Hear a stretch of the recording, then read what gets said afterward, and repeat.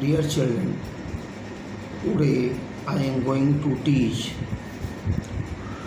page number 58, beginning of civil disobedience movement.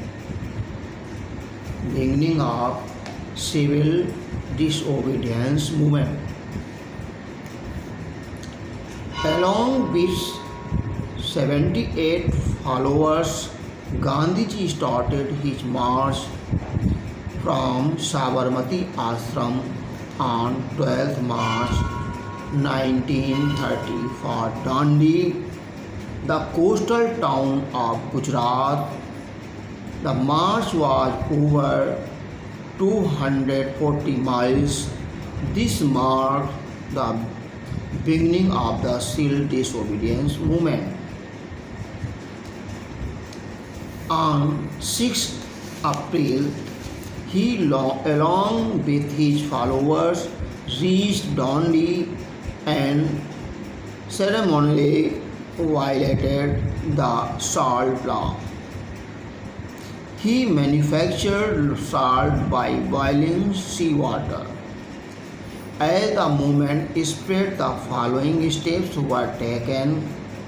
First, foreign clothes were boycotted. Second, liquor shops were picketed. Third, peasants refused to pay revenue and chowkidari tax. Fourth, the village officials resigned. In many places, forest people violated forest law. Government's action. The very by ongoing movement, the colonial government began arresting the Congress leaders one by one, calling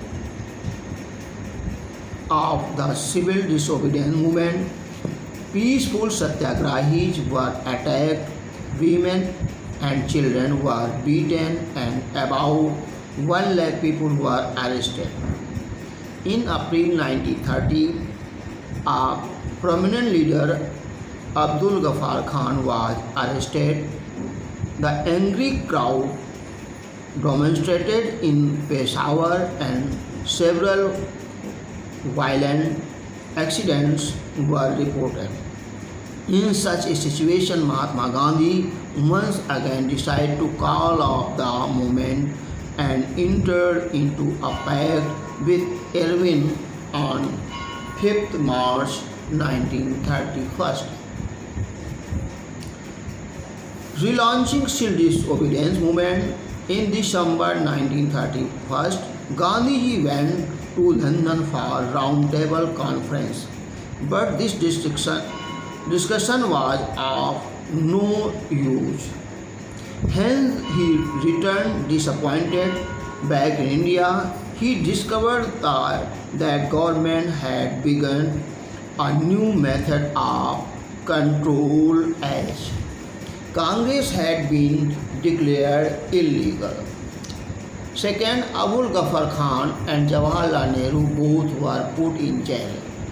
Mahatma Gandhi relaunched the civil disobedience movement. This movement was continued for a year and lost its momentum by the year 1934. Various about the movement. Different social groups had their own views about the civil disobedience movement.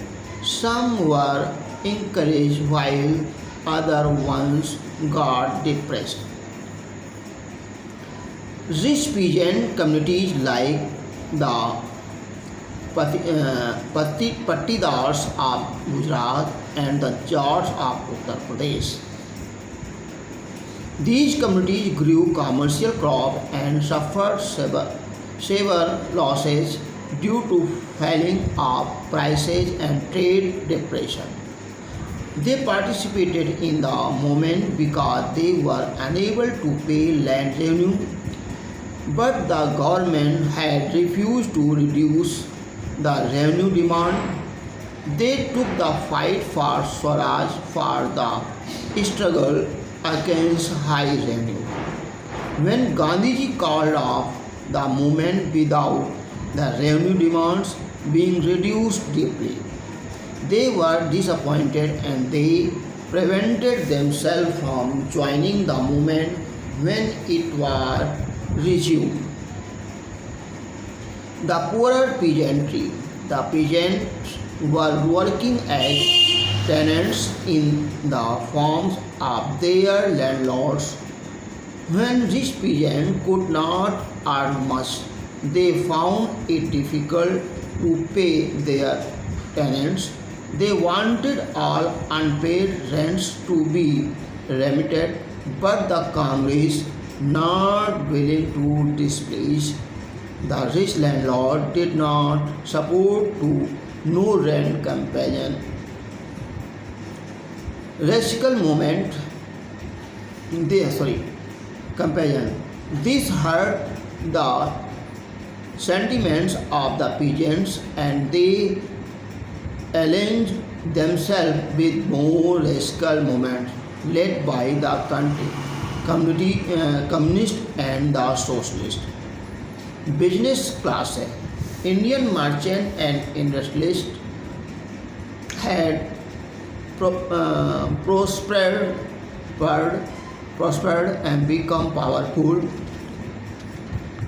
during the First World War.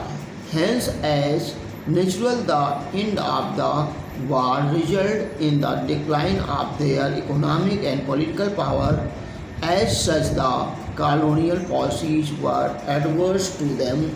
They wanted protection against the foreign imports, a rupees sterling foreign exchange ratio to discourage the imports with a view achieve their ends and protect their business interests. They found the following: 1920 Indian Industrialist and Commercial Congress, 1927 Federation of Indian Chamber of Commerce and Industries. The prominent industrialists led by Purushottam Thakurdas and G.D. Birla attacked the colonial economic policies and support the civil disobedience movement with the hope that Swaraj would end all colonial restriction on the economic and led to a flourishing economy. Gandhiji calling off the movement and the failure of the Round Table Congress made the industrialists and merchants seriously consider the efficiency of the movement.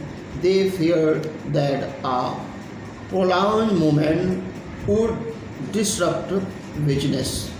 Besides, more serious cause for concern was growing influence of socialist ideas among the younger members of the Congress. Industrial working class, the attitude of the Congress towards workers' demand was based on assumption that any support towards them would alienate the industrialists and divide the anti-imperialist force. This attitude prevented the workers from participating in the movement. However, their admiration of Gandhi made some of them boycott foreign goods and protest against low wages and working conditions. Strike. In 1930, number of railway workers went on strike. Thousands of tin miners from Chota Nagpur also showed their solidarity by boycotting foreign goods. This was followed by workers' strike in 1932. Role of women.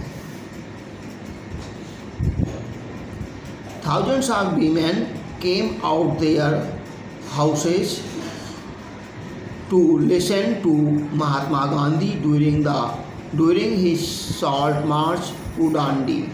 They also participate in the following protest marches: picketing foreign cloth, liquor shop, and manufacturing salt at Dandi Post.